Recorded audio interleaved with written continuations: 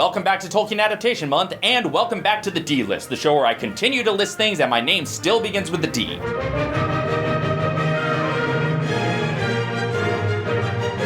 With such a rich world that has endured and captured the hearts of generations, it's no wonder that Middle-earth has been the target of many, many parodies. I've made some myself in my time. Maybe you'll see them someday, as a Throwback Thursday feature on Patreon. But not now. Today I'm talking about parodies that have made me laugh. Parodies that remind me how much fun there's to be had with Tolkien's lore. But first, honorable mention, assorted Dungeons & Dragons episodes of assorted TV shows. These don't fully count as Tolkien parodies, but usually if a show does a Dungeons & Dragons episode, they'll drop at least a handful of Tolkien references. Community did the Galadriel-style intro. And as a man, he traveled far to a new school and a new beginning. Or so he thought. The Futurama movie Bender's Game dropped plenty of Tolkien-specific references amidst its general fantasy trope references. Is that a hobbit over there? Nah, that's a hobo and a rabbit. But they're making a hobbit. Notably, they turned the die itself into both the One Ring and the Palantir at the same time, which is probably the most clever part of the special. There's only one way to destroy it. In the boiling plastic from which it was molded. For we maintain one advantage. The element of surprise.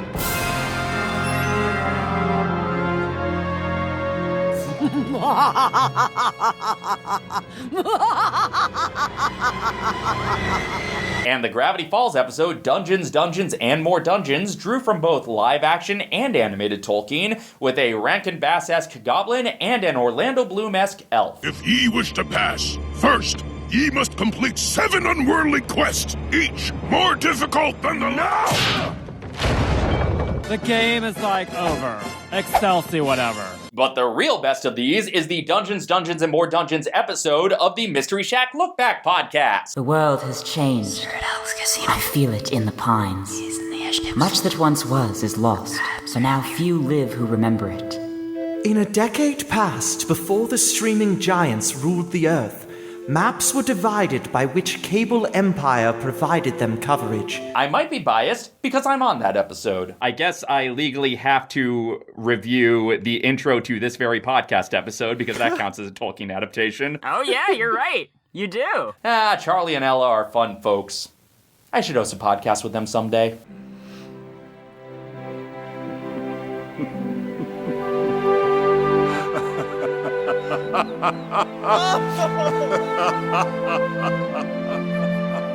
Number 10. The Middle-earth parodies of SNL. Yes, to nobody's surprise, Saturday Night Live did a handful of Middle-earth parodies over the years. Chris Kattan played Gollum on more than one occasion, including interrupting Elijah Wood's monologue to talk about the sitcom they were supposed to star in together. It's not really much of a Tolkien parody, it's just a standard sitcom pastiche using Tolkien characters and homages to mostly Gary Marshall opening credit sequences. See, this one was a missed opportunity because Lord of the Rings, the sitcom, has a lot of sketch potential. They could have gone full Gary Marshall and done Hobbit Days, with Tom Bosley as Bilbo and the young hobbits hang around the Green Dragon instead of Arnold, and then it has the spin-offs. You do Legolas and Gimli, working at an ale brewery. Give us any orc, we'll slay them. Read us any rune, we'll say friend. We're gonna make our dreams come true. And then, of course, there's Orc and Mindy, that one writes itself. And finally, Rosie Loves Samwise gets canceled after less than a season. But if you wanted to just do the generic Lord of the Rings characters get an apartment together sitcom, there was a much better setup they could go with there. There's a better setup built into the text. At the end of the story, Frodo, Gandalf, Elrond, and Galadriel depart from the Grey Havens. They sail west from Middle-earth, which is supposed to be Europe. And where do they arrive? New York City, of course! That's your generic apartment sitcom setup. Anyway, much later when Martin Freeman hosted, they mashed up Tolkien with a very specific sitcom, The Office, Middle-earth.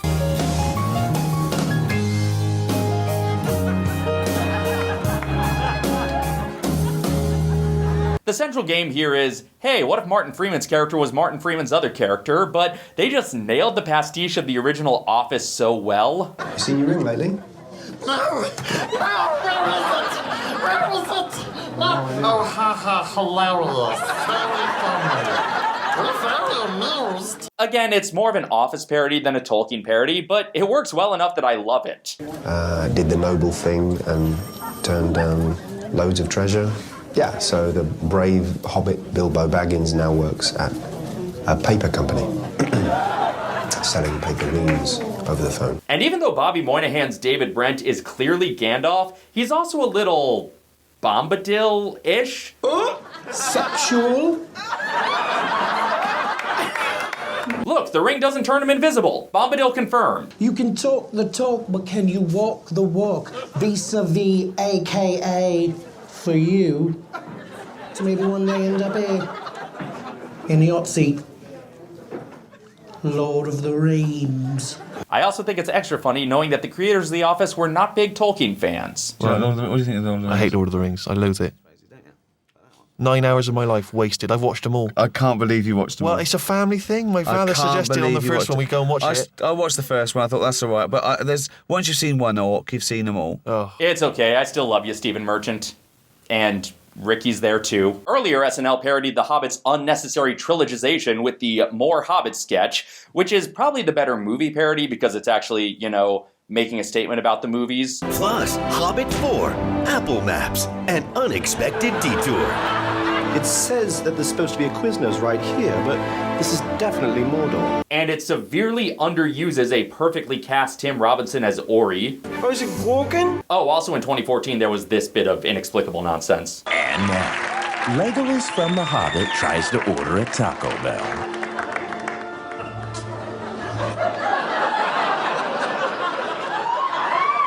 I have no memory of this place. Good day. Welcome to Taco Bell. May I take your order, please? A red sun rises. Blood has been spilled this night. Nah, man, that's just sauce over there. Oh, I'll take 2 beef chalupas. It's an utterly pointless one-joke sketch, but it revels in how utterly pointless it is, so as far as silly nonsense goes, I kinda dig it. Funny! I thought I would never dine with an elf! Then how about dining with a friend? That I can do. But I still think Hobbit Office is the stronger sketch, if only because, again, they just really, really, really nailed The Office.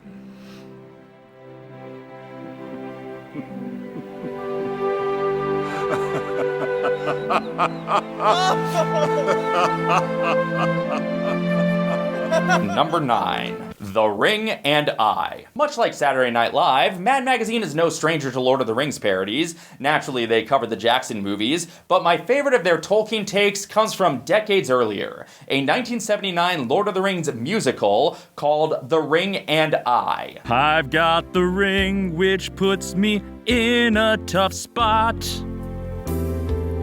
I've got the ring, without it there's no plot. I've got the ring, I've got the ring. Visually, this comic draws a lot from the Bakshi movie, making up for his refusal to include songs for the sake of a soundtrack album. Till I gets back, my precious. My lovely precious is the ring, which I love like anything. Till a thief came by to rob it. 'Twas a double-crossing hobbit. They might not all be the cleverest parody lyrics in the world, but remember, this was a pre-Weird Al time. You learn the truth when you're a tree, that life's one long catastrophe, with squirrels running down your trunk and dropping nuts and other junk. And I like how the comic acknowledges Tolkien's influence on so much of pop culture. They had no idea how right they would be about that over the years.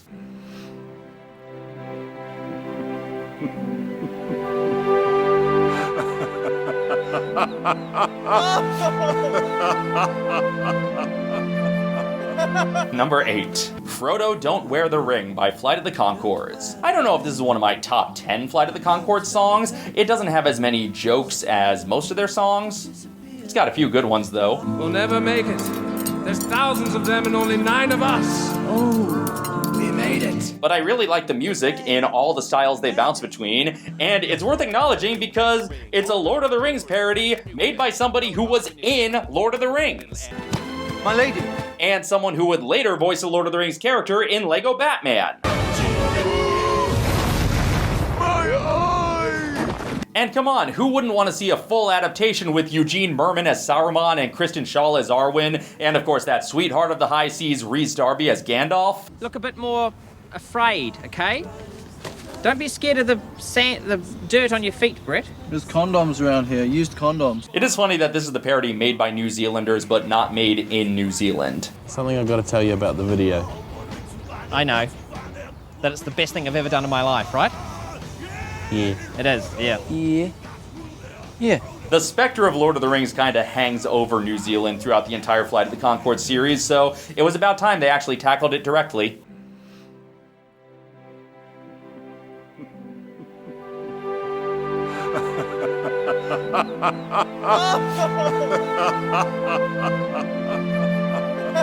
Number 7. With apologies to J.R.R. Tolkien, hot off the presses, Bored of the Ring. If you've only heard about one Lord of the Rings parody in your life, it's very likely this one. Written by Doug Kenny and Henry Beard while they were at the Harvard Lampoon, before they founded the National One, Bored of the Rings is probably the only parody on this list considered by many to be an essential piece of Tolkien ephemera. Though we cannot with complete candor state, as does Professor T, that the tale grew in the telling, we can allow that this tale, or rather the necessity of hawking it at a bean a copy, grew in direct proportion to the ominous dwindling of our bank accounts at the Harvard Trust in Cambridge, Massachusetts. It's a 10-chapter-long comic novel that honestly spoofs most of the story. Not every single element, but a lot considering it's so much shorter than the actual book. Stumped at last for a riddle to ask, he cried out, as his hand fell on his snub-nosed .38, "What have I got in my pocket?" This Goddam failed to answer. He would have finished Goddam off then and there, but pity stayed his hand. "It's a pity I've run out of bullets," he thought. It also spoofs the culture of the time, especially the hippie culture that lashed on so hard to Lord of the Rings in this era. "Will you join us?" Tim shook his hair. "No, don't bug me, man. I'm a consciential objector. Don't want no more war. Came here to dodge draft, see? If some cat wants to kick the stuffing out of me, I say, groovy. And I give him flour and love beads. Love, I say to him. No more war, I say. Anyway, I 4F. "No more guts," growled Spam under his breath to Moxie. "No, I got guts," said Tim, pointing to his temple. "No more brains." And then it also just has other pop culture references of the day, but, you know, it just throws a lot of jokes at you. It even parodies the books themselves, like not just the story, but, like, it's got the maps, it's got, you know, Tolkien's prose, it's got the prologue, doesn't have the appendices, but, you know, they admit that they were doing this lazily, you know, considering they're calling it lazy, they do a lot more than they can. And it just parodies books in general, because there's like a tease for a sex scene that's not actually in the story in the opening pages. It does a lot with a little. The cynical motivations for writing this are laid out pretty plainly in the introduction, and that cynical tone remains throughout the text. Prologue. Concerning boggies. This book is predominantly concerned with making money, and from its pages, a listener may learn much about the character and the literary integrity of the authors. Of boggies, however, he will discover next to nothing. Tolkien's loving descriptions of the lands and peoples of Middle-earth are replaced with harsh insults, and the peoples of this realm are portrayed completely unflatteringly. The Rohirrim are straight-up Nazis in this thing. Tall and blond were the Roy-Tanners, wearers of helmets topped with cruel-looking spikes and small toothbrush mustaches. The Wanderers saw, too, that they wore long boots and short leathern pants with suspenders, and held long pikes that looked like lead-weighted dust mops. Also, a lot of the references that were current at the time have been lost to the ages. So in 2012, a new edition was published to cash in on the Hobbit trilogy, with a new foreword by Henry Beard, and with footnotes explaining some of the references that audiences might not get anymore.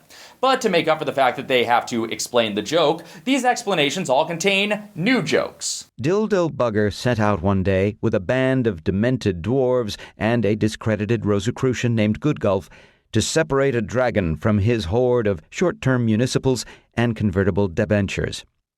Note, the Rosicrucian Order is a philosophical secret society. Rosicrucianism directly influenced the Freemasons and the Cool Guys Treehouse Club. Good Gulf was a premium gasoline offered by Gulf Oil, which fell out of popularity once arson became illegal. So I'm sure decades from now we'll have a new edition where these footnotes have their own footnotes to explain their jokes. It's no longer safe to follow the turnpath to Hui.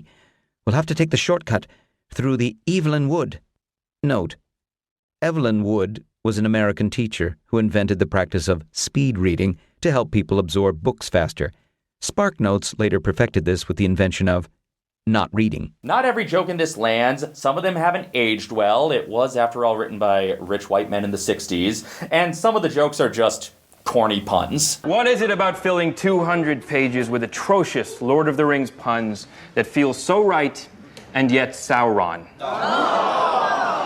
But no matter what, it deserves a mention on this list just for being the one that started it all, and having a title that countless other parodies stole. As for any inner meanings or message, as Professor T said in his foreword, there is none herein, except that which you may read into it yourself. Hint. What did P.T. Barnum say was born every minute? This is noteworthy not only as a Tolkien parody, but as a work of parody in general. It has remained in print for over 4 decades, and it's been translated into a dozen languages. The book is mostly puns. Somebody had to translate the puns. I'm sorry, once I start punning about these little guys, it's tough to kick the Hobbit. This thing will never go out of print, and that's impressive for a spoof novel.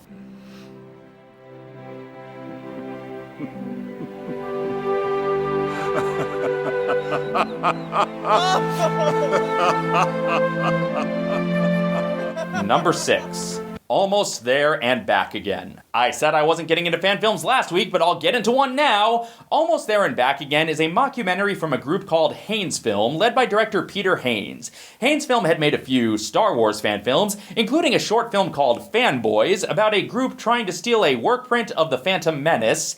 A good 6 years before that Dan Fogler movie ripped off that basic premise and title with a far inferior version, and Feel the Force, a hilarious mockumentary about a group of Jedi street preachers. We talk about the Force, talk about Yoda. If anybody has any queries or questions, they ask Yoda, and we sing our songs. I met them in a swamp down in Dagobah. But being New Zealanders, this group had to tackle Tolkien sooner or later, and much like with Star Wars, they didn't turn their eye to the fiction, but to the fandom. We're going to walk the length of New Zealand, dressed entirely in full costume. Yes, this mockumentary focuses on the team playing exaggerated versions of themselves, LARPing the walk across Middle-earth by walking across New Zealand, and some of them are taking it way more seriously than others. What the hell are you wearing? I'm Barrymore, you know, from the movie. Which bloody movie? The Lord of the Rings, the Ralph Bakshi version, the cartoon. You're walking a fine line, mate, a fine line. I put a lot of effort into this. You could at least say thank you. You shall not pass! And as the madness sets in, some of the participants start to become the characters they're playing. That one counts as mine. Like the Boromir analog wants to abandon the quest and do something more fun, and he even tempts Frodo to do the same. Take it you're enjoying this game.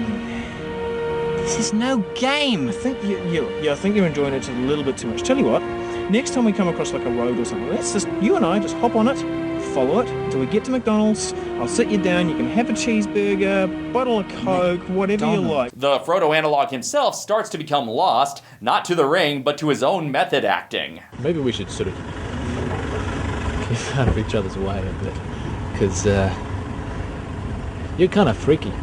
You promised to protect me, Sam. Oh, yeah. You're always a kidder. I'm just not sure how to protect you from myself. And it doesn't take long for this fellowship to break. It's a really funny short. It's worth checking out.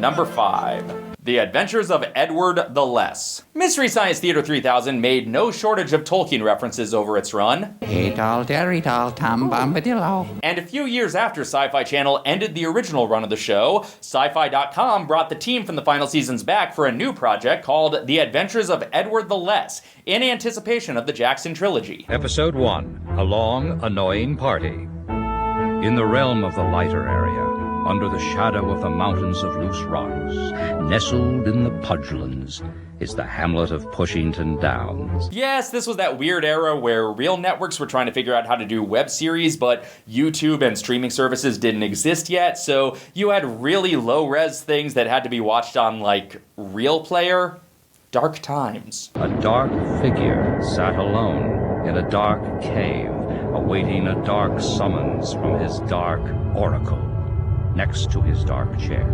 Bill Corbett plays the titular Edward, an extremely grumpy take on Frodo, and Kevin Murphy plays Soapy, an exceptionally bumbling Samwise pastiche. Sir, hadn't we better get back to the feast? You are the guest of honor.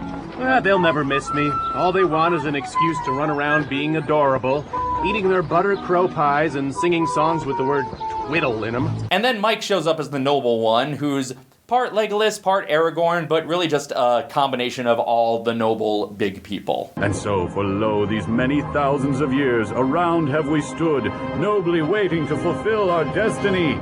We are the Round Standers. While the directions that the story goes in don't all parody Tolkien directly, there's a lot of very specific beats that get spoofed. Give me your ring. Okay, but only if you'll go away. With great dramatic flair, Primatine cast Edward's ring into the hottest part of the fire. Hey, that's my Button Maker of the Month ring. I say to you that if your ring withstands the fire unscathed, then it will be revealed as lo, a ring of power. And behold, your ring has melted away completely. So it wasn't a ring of power. No. And if I didn't know better, I'd swear this was partially a parody of the Rembrandt film's Hobbit, using still images and shoehorning in a prophecy. I know basically nobody in the world had seen that film at this time, and yet I wouldn't put it past the Best Brains team to have somehow heard about that film while it was lost to the ages. Okay, humor me. Why do I need to throw the token into the crater of despair? Because you are the one spoken of in the sacred prophecy. Yeah, and about this prophecy... The prophecy states you must destroy the mighty token. Right, and the mighty token must be destroyed because... Well, because it is spoken of in the prophecy.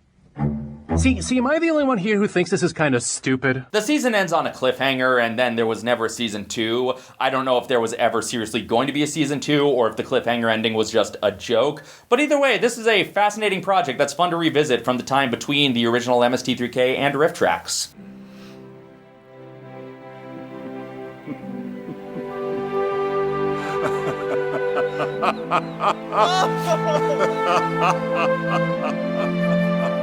Number 4. Stealing Like a Hobbit by the great Luke Ski. Okay, so I might be biased here because Luke is a friend of mine, but even before I knew him personally, I loved this parody. I said I'm sorry, Gollum. I never meant to hurt you. But you can kiss that ring bye-bye, 'cause tonight I'm stealing like a hobbit. This is a parody of Eminem's Cleaning Out My Closet, with also little bits that parody Lose Yourself and a bit that parodies Stan. Sing songs about us across the land, just you and me. Hit me back, your biggest fan. This is Sam. And by extension parodies Thank You. It summarizes a bit of Fellowship and a bit of Two Towers, and fitting a plot summary into Eminem's scansion, that is a challenge, but Luke has a gift. And all the men again will die some more. I'll fork on Doran, Boromir's Mora. He's only human, he went mad enough for Mordor to score. Luke just has a knack for little turns of phrase that just always stick with me and just always make me smile.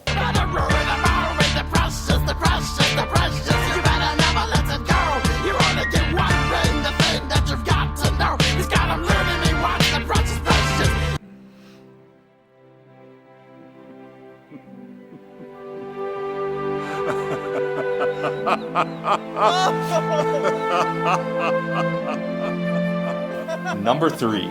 Tolkien freaks out over Hobbit milk. Yes, much like last week, I'm also including a take on the man himself. In this monologue from a UCB show, Graham Techler plays Tolkien upset at a major cut his editor made to the story. Where's the Hobbit milk, Jacob? You heard me, bitch. Where's the Hobbit milk? The milk! The milk the Hobbits have. The milk they're full of. You cut the Hobbit milk. Every other page I turn expecting to see, oh, here's where the Hobbits milk Bilbo for his birthday. Here's where the Fellowship takes a second breakfast of Hobbit's milk. Oh, here's where they finally drown Gollum in 2% Hobbit's milk. But no! Okay, so obviously the specifics are absurd, and obviously he's a yelling American and not a grumpy, befuddled British man.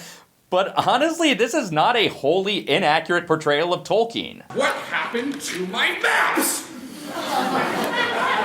Just the part where, like, Tolkien really wants to focus on stuff that his publisher thinks is completely unpublishable. Like, if you just substitute Hobbit milk with Silmarils, this is basically what really happened in real life. Sing me the song of Bonfom, then.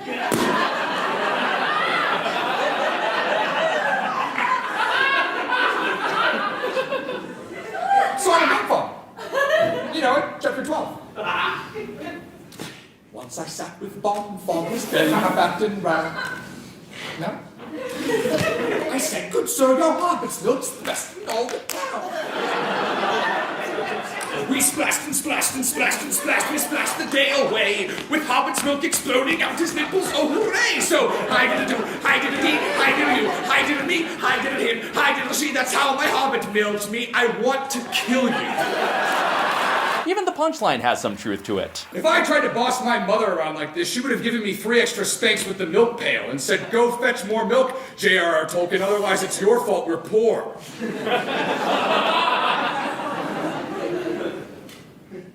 Oh. As much as Tolkien hated allegory, his own trauma did creep its way into his writing. He was bitten by a spider at a young age. They didn't show that in the biopic, but it happened.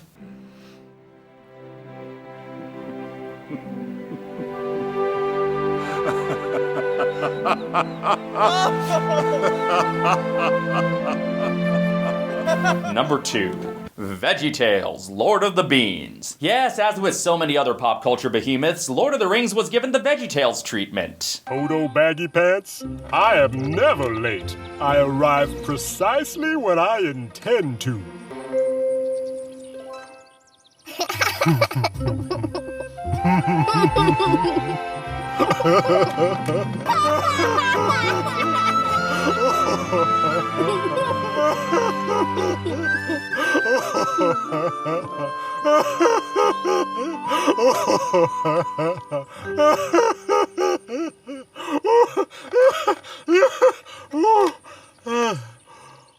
Oh my. Now, obviously, this had to be built around a Sunday school lesson, but it's a fairly secular Sunday school lesson. And it flies in the face of the prosperity gospel, so that's always good. Use your gift to help people. How quaint! I hope you've learned your lesson, boy. Life is short. If you have a gift, use it for yourself before you've lost it and it's too late. Yeah, the translation of the story into a story for preschoolers means that the story doesn't fully track for adults. But as a Tolkien parody, there's a lot in here that I love. What was that? Oh, there's a bird. Let's jump on him. Maybe he'll fly us wherever we want to go. Maybe he'll serve us drinks and little bags of peanuts. Get your own ride. Not every single joke lands, but a lot more of them land than I would have expected at this point after Lord of the Rings had already been parodied so many times. They managed to parody specific turns of phrase, some of which I had thought would be unspoofable. I'm twice as tall as half of you and half as short as twice of you. And Mr. Lunt's Gollum parody character, it's just such a simple joke, but such a perfect joke. I am named for the sound I make with my throat. Ahem? Yes, what do you want? Your name is Ahem? My name is Ahem. Also, apparently the internet has decided that this character is Tom Bombadil. I'm a lucky boy.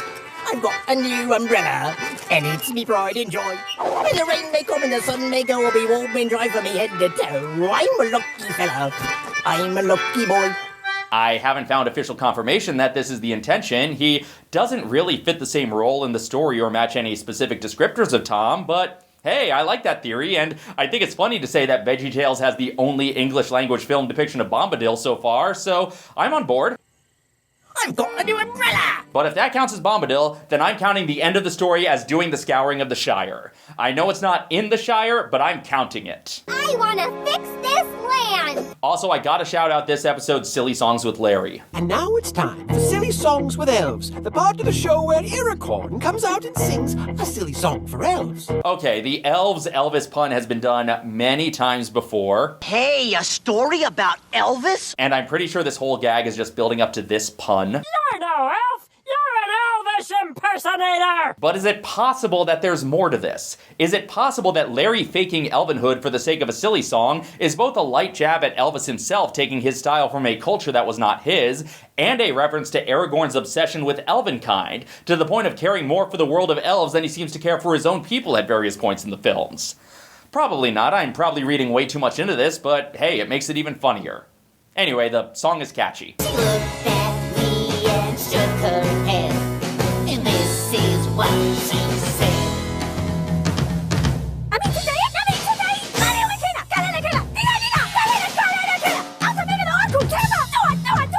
I mean, for years I was hoping VeggieTales would eventually do Gourd of the Rings, but you know, this works too.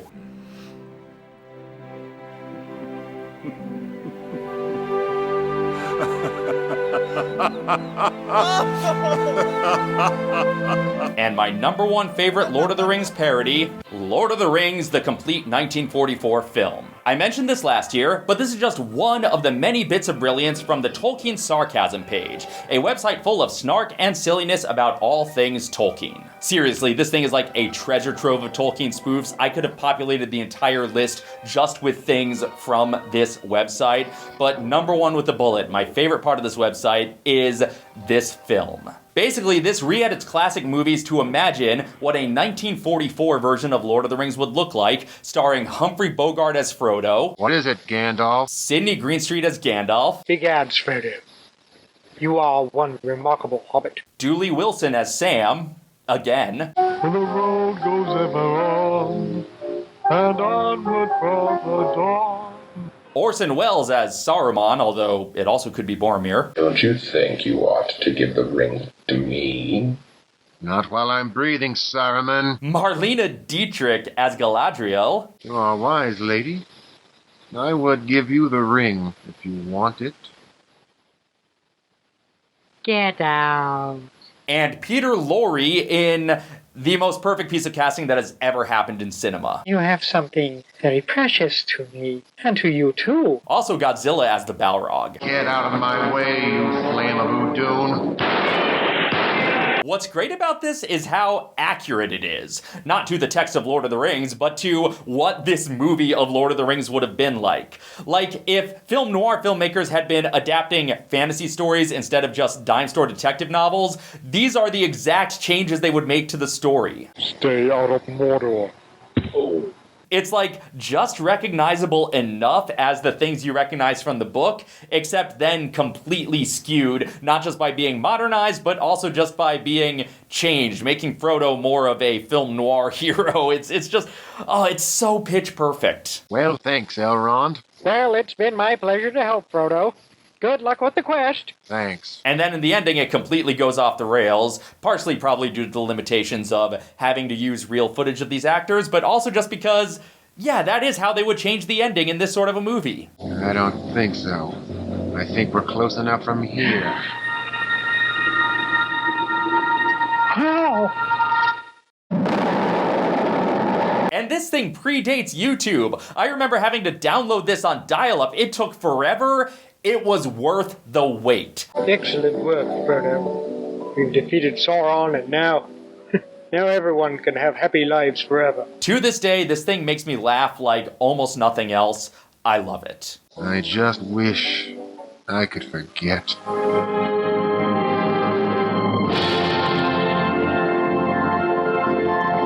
And there you have it, my favorite Tolkien spoofs. At least that I can remember right now. There are so many that I may have forgotten some great ones. Do you have some that you love that I didn't cover here? Tell me all about them in the comments, and Man, all this Tolkien spoofery has got me itching to dip my toes in that well again. It's got me really wanting to make my own Middle-earth parody sketch again.